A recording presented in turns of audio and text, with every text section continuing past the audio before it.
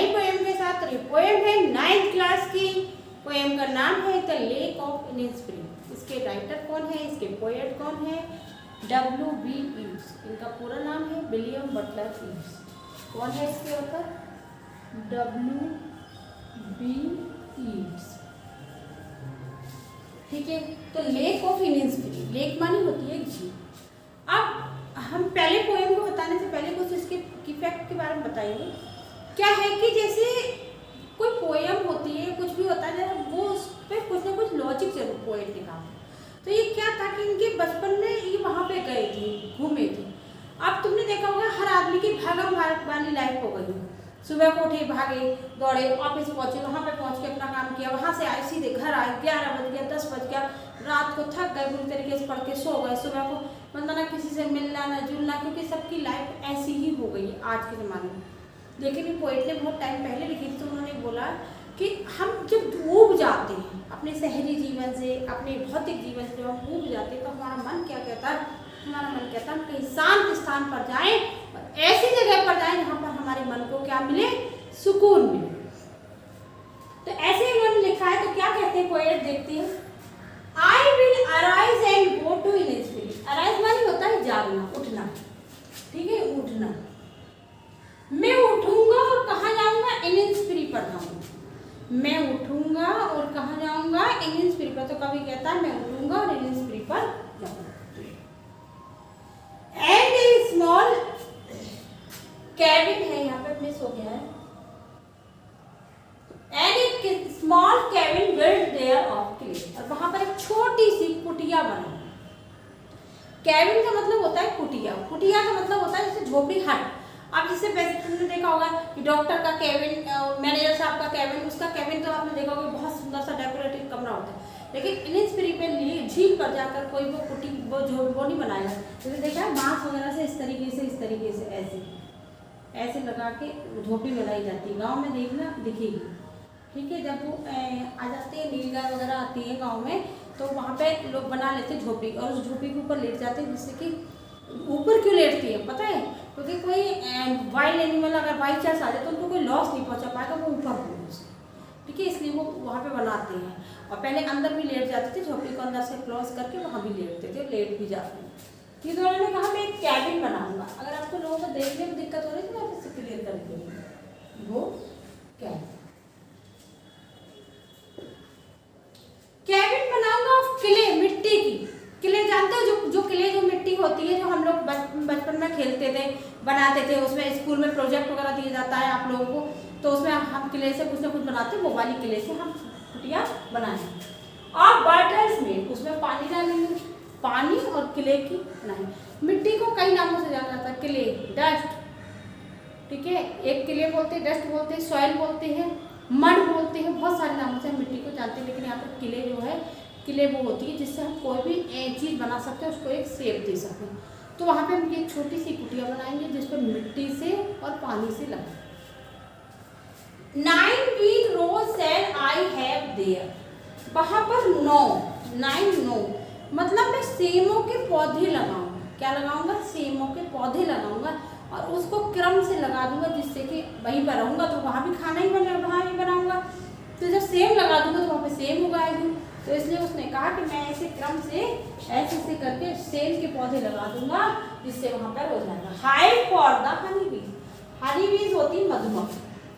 हनी बीज क्या होती है, मधुमक्खी। और वहाँ पर मधुमक्खियों का एक छत्ता बनाऊंगा। क्या बनाऊंगा, हाइव मानी होता है छत्ता। मधुमक्खियों का एक छत्ता बनाऊंगा, वहाँ पे उसको हनी मिलेगा, शहद मिलेगा।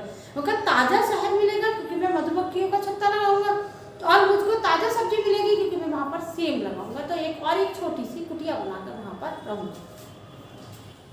And live alone in the bee loud glade. वहाँ पर मैं बिल्कुल अकेला रहूंगा। इस शोरगुल वाले शहर से, मतलब शोर से, दुनिया से थोड़ा दूर रहकर बिल्कुल शांतिपूर्वक अकेला रहूंगा। कैसे, and I shall have peace there.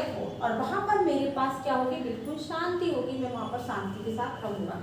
Piece comes dropping slow. Peace, शांति जो है वो एक समय ऐसे नहीं होती। हमारे मन अगर कहीं परेशान होता है, उन्होंने मन की शांति की बात कही है कि अगर हमारा मन कहीं से परेशान होता है, कुछ होता है, तो हमें धीरे धीरे हमारे मन में शांति आती है। ऐसे ही हम भागदौड़ वाली ज़िंदगी से जब दूर होकर कहीं शांतिपूर्वक इलाके में जाते हैं, क्षेत्र में जाते हैं, तो हमें वहाँ पे थोड़ी थोड़ी क्या मिलती है, शांति मिलती है। तो उन्होंने कहा ये शांति मेरे पास धीरे धीरे आएगी। Dropping from the wheels of the morning, ऐसे गिरेगी जैसे व्हील्स गिरता है। व्हील्स समझते हैं, जैसे कोई व्हाइट जैसे पर्दा सा होता है, वैसे व्हील मानी घूंघट होता है, पर्दा होता है, लेकिन जो क्रिश्चियन लोग देखे वो व्हाइट कलर का जो पर्दा सा ऐसे करके डाले होते हैं, उसकी तरह जैसे पर्दा धीरे धीरे गिरता है, ठीक उसी तरीके से शांति भी मेरे मन में गिरी। तो मैं इनिस्फ्री पर जाऊंगा, वहाँ पर एक कैबिन बनाऊंगा मिट्टी की और पानी की, और वहाँ पर मधुमक्खियों का छत्ता लगाऊंगा, सेम लगाऊंगा, सेम को क्रम से ऐसे लगा दूंगा तो मुझे ताज़ा सब्जी मिलेगी, और धीरे धीरे मेरे पास क्या आएगी, शांति आएगी मॉर्निंग। आगे देखते हैं, आगे पोएट कहता है these midnight all a glimmer and noon of purple. जब हम शहरों में रहते हैं, बड़ी बड़ी बिल्डिंगों के बीच में रहते हैं, तो आपने देखा होगा हमें ना तो अच्छे से तारे दिखाई देते हैं, ना हमें अच्छे से सन दिखाई देता है, ना हमें अच्छे से मून दिखाई देता है। क्योंकि कैसा होता है कि शहरों में पॉल्यूशन इतना ज़्यादा होता है, तो तारे हल्के हल्के टिमटिमाते दिखते हैं बहुत जरा से, वो भी जिसकी लाइट बहुत ज़्यादा तेज होती है वही दिखते हैं। और दूसरा, एक तो पॉल्यूशन होता है, दूसरा क्या होता है कि शहरों में लाइट्स बहुत ज़्यादा जल रही होती है, तो उसकी वजह से तारों की जो वाकई में तारों भरी रात होती है, वो रात हमें अच्छे से दिखाई नहीं देती। तो पोएट क्या कह रहे थे, जब मैं इनिस्फ्री पर पहुंचूंगा बिल्कुल एकांत में, वहाँ पर रोशनी भी नहीं होगी, तो हमें क्या दिखाई देगा, मिडनाइट, आधी रात बहुत चमकती हुई दिखाई देगी, यानी इसमें बहुत सारे तारे हमें बहुत अच्छे से चमकते हुए दिखाई देंगे।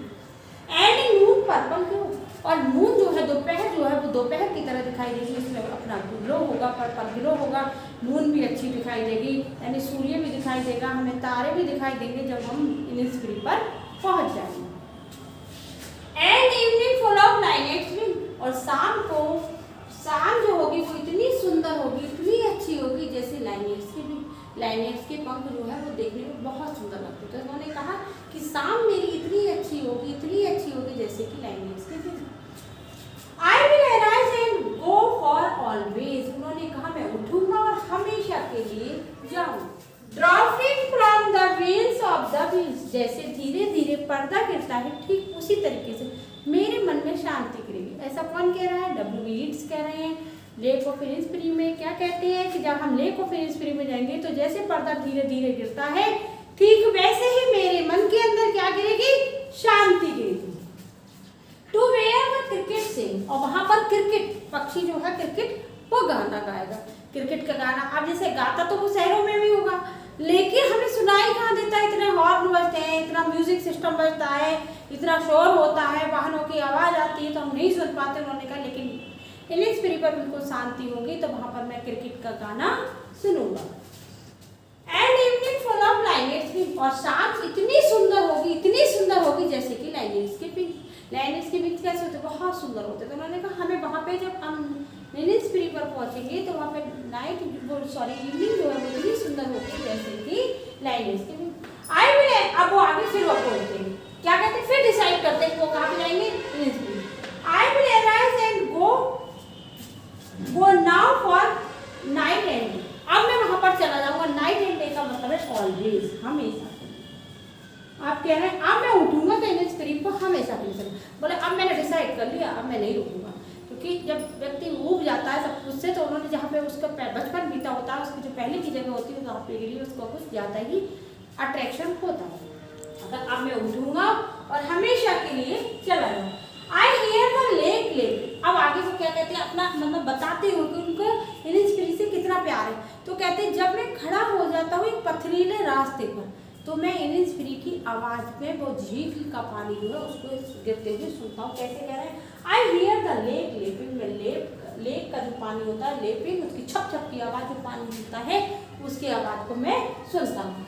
विद लो साउंड्स बाय शोर, उसकी हल्की सी आवाज़ जो किनारे पर लगती वो आवाज़ भी मैं सुनता हूँ। जब इनिस्फ्री पर पानी होता है तो किनारे पर जोर से लगता है तो वो आवाज़ भी मैं सुनता हूँ। पानी किनारे पर लगता है वो आवाज़ भी सुनता हूँ, पानी की छप छप की आवाज़ भी सुनता हूँ। कहाँ पर खड़े होकर, while I stand on the road पे, जब मैं रोड के रास्ते पर खड़ा हो जाता हूँ। कहाँ खड़ा होता है, ऑन द पेवमेंट्स ग्रे, जब वहाँ पर पत्थर वाले रास्ते पर, पेवमेंट्स पत्थरों वाला पथरीला रास्ता जो होता है उस रास्ते पर जब मैं खड़ा हो जाता हूँ शहर में जाकर, तो वहाँ पर मैं उनको सुनता हूँ। किसको? लेक के छप छप के पानी की आवाज़, और पानी जब किनारों में लगता है तो वो जो आवाज़ करता है वो मैं सब सुनता हूँ, क्योंकि मुझे वहाँ I hear it in the hearts core, मैं इसको सुनता हूँ दिल की गहराई से। यानी उसको इतना प्यार है उसके प्रति, तो वो कह रहा है मैं इसको अपने दिल की गहराई से सुनता हूँ। मुझे उम्मीद है तुम लोगों को ये पोएम बहुत अच्छी समझ में आएगी, आप लोग बहुत अच्छे समझ पाएंगे, बहुत अच्छे से इसको कर पाएंगे।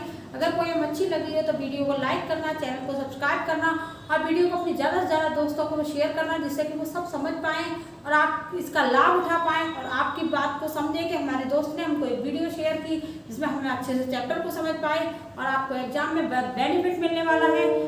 इस वीडियो को हम यहीं पर रोकते हैं, अगली वीडियो में मिलते हैं, तब तक के लिए बाय बाय।